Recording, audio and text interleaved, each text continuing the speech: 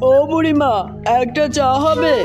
দেখছই তো বাপু, চায়েরই দোকান, চা হবে না তো খিচুড়ি হবে। তাহলে মন্দ হতো না। এই বর্ষা গরম গরম গরম খিচুড়ি, গাওয়া ঘি আর সঙ্গে একটা বেগুন ভাজা হলে তো জমে ক্ষীর। তা বাপু, এত ফুর্তি কিসের? হাসপাতালে এসে তো কেউ বড় এত আনন্দে থাকে না। বলি, কে ভর্তি হলো এখানে? আর বলো না বুড়িমা, শ্বশুর মশাই অক্কা পেয়েছে না। বয়স অবশ্য ভালোই হয়েছিল, মানে 90 ছুঁই ছুঁই। তাই এত ফুর্তি কেন রে বাপু? সে বুড়ো তোমার কোন পাকা ধানে মই দিয়েছিল শুনি? সে তুমি বুঝবে না। আমার বউ মানে চারু, একমাত্র মেয়ে তেনার। বিষয় সম্পত্তি তো আমরাই পাবো এখন। নেহাত কম টাকা নয়, বুঝলে? ওই সম্পত্তি পাওয়ার ফুর্তি। এই নাও চা। আর কি দেবো? আর কি আছে শুনি? আছে আছে, পাউরুটি আছে, ডিমের মামলেটও বানিয়ে রেখেছি, তাও দিতে পারবো। তাহলে মামলেটি দাও, ডাবল ডিমের কিন্তু। তা তো দেবই, ডাবল আনন্দটা হোক।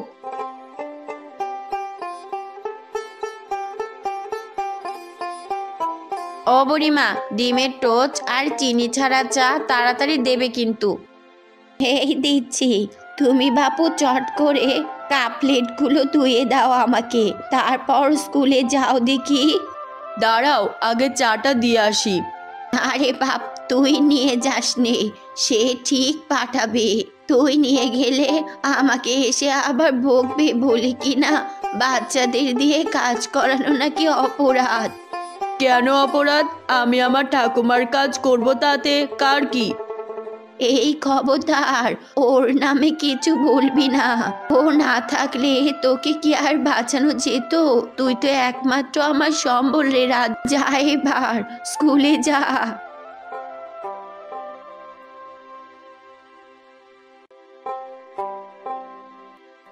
কেন, কি হয়েছিল ওর? অনেক কথা। বড় অভাগা আমার এই নাতনি রাধু। জন্মের সময় মা আর তার কয়েক বছর পর বাপটা হারালো। কোনোভাবে বড় করলাম, তারপর একদিন খেলতে খেলতে অজ্ঞান। হৃৎপিণ্ডে নাকি ফুটো ছিল জন্ম থেকে। ওরে বাবা, সে তো সাংঘাতিক ব্যাপার। এই হাসপাতালে ভর্তি। বাঁচিয়ে দিল আমার রাধুকে। ডাক্তার তো নয়, সে যেন সাক্ষাৎ ভগবানের অবতার। তা বটে, কেউ বাঁচলে খুশি হয় আর কেউ মরলে। বুঝেছি, এই আমাকেই বলছো তো? তাতে আমার কিছু যায় আসে না। আসলে অনেকগুলো টাকা পাবো তো, আর তা দিয়ে ধার দেনা কিছু মিটিয়ে দেব। তুমি বরং আমাকে দুটো ডিম ভেজে দাও। এরপর কখন আবার খাওয়া জুটবে তা কে জানে। আমার খাবার আর চাটা একটু নিয়ে এসো না। আপনাকে কতবার করে বলি ওইখানকার খাবার না খেতে। কেন আমাদের হাসপাতাল অত বড় ক্যান্টিন?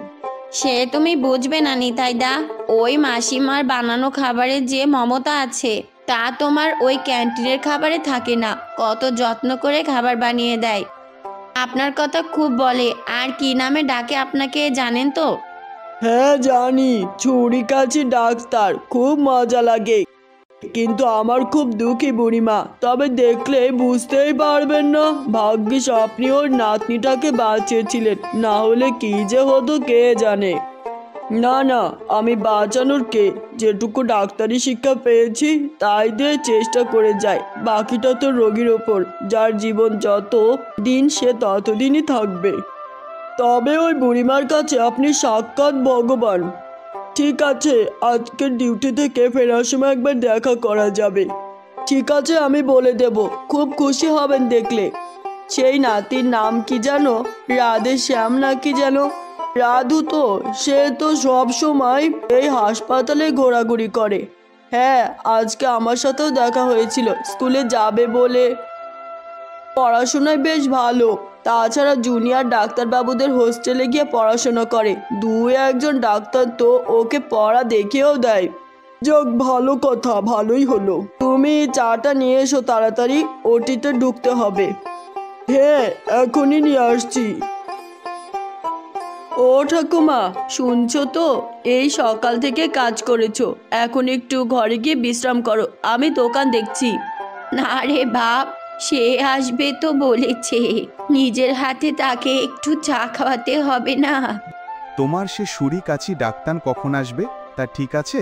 পড়াশোনা ছেড়ে তোকে এখন চা বানাতে দেখলে সে আবার রাগ করবে। তুই যা দেখে আয় তো তার গালিখানা আছে কিনা।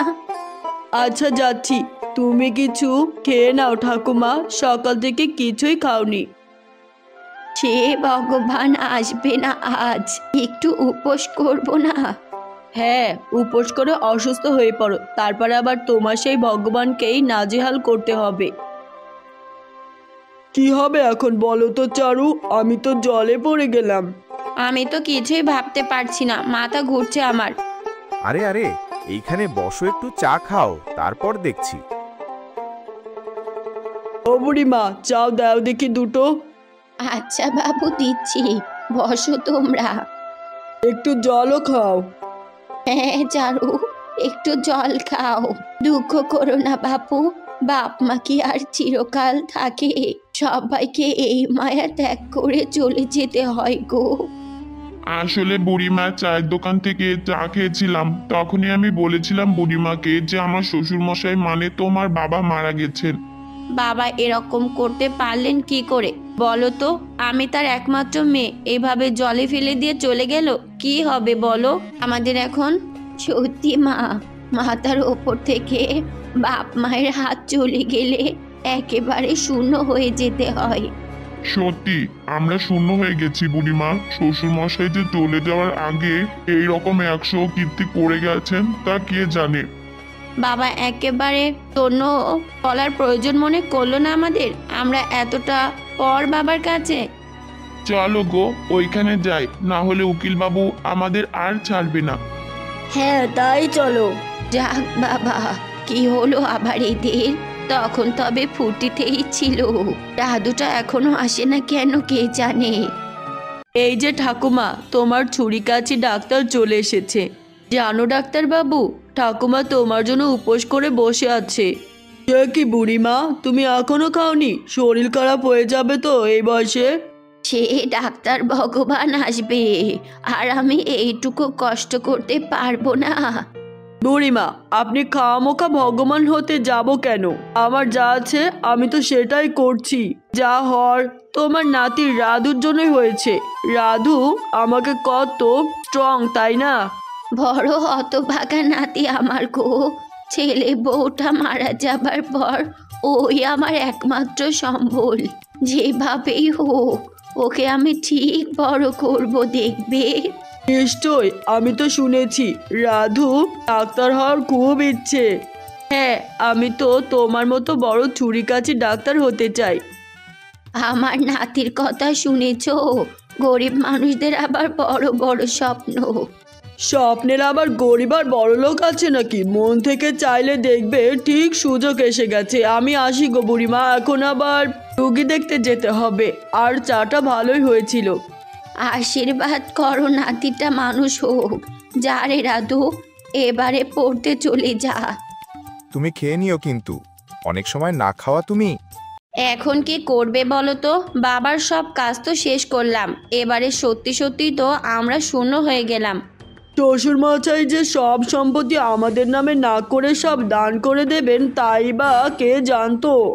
সেটাই তো, গুণ্য ঘরেও টের পাইনি। যা বাবা রেখে গেছে তার ওপর কত শর্ত, পুরো জলে পড়ে গেছি গো। চিন্তা কি শুধু তোমার একার? ভেবেছিলাম যা ধার দেনা আছে শোধ করে একটু শান্তিতে থাকতে পারবো, তা সে গুড়ে বালি। উকিল বাবুর কথা শুনে তো আমি হতবাক হয়ে গিয়েছি। এখন আমরা কোথায় এমন একজনকে পাই? টাকার প্রয়োজন। ইস বাবা, তুমি নিজের মেয়েকে এভাবে পথে বসিয়ে দিতে পারলে? কি ব্যাপার বলুন তো আপনাদের? অনেকক্ষণ থেকে দেখছি আপনারা এখানে ঘুরঘুর করছেন। আপনাদের রোগী তো মারা গেছেন। আপনি থামুন তো মশাই, আমরা মরছি আমাদের জ্বালায়। আমাদের যে কি দুঃখ হচ্ছে তা আপনি বুঝবেন কি করে শুনি? আরে রাগ করছো কেন? অনেকক্ষণ ধরেই মনে হচ্ছে আপনাদের কোনো সমস্যা আছে, তাই আর একটু জিজ্ঞাসা করলাম।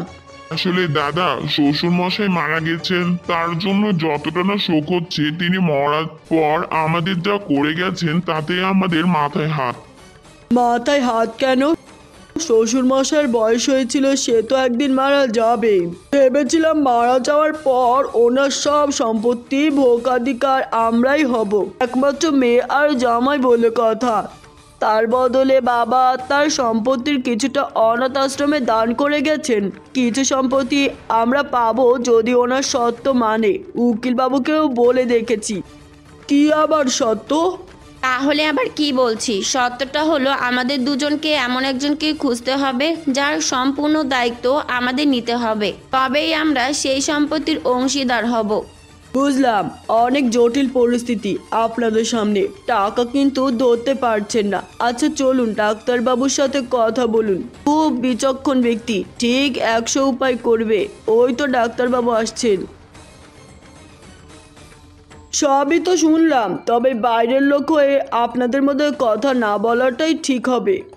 না না, বলুন বলুন না, আপনার আন্ডারে তো কি ছিলেন শ্বশুরমশাই শেষ দিকে?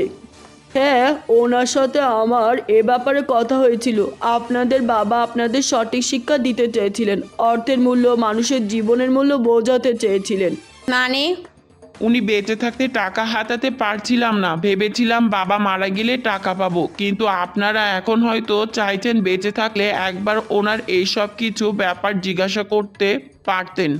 ঠিক বলেছেন আপনি, আমাদেরই ভুল হয়েছে।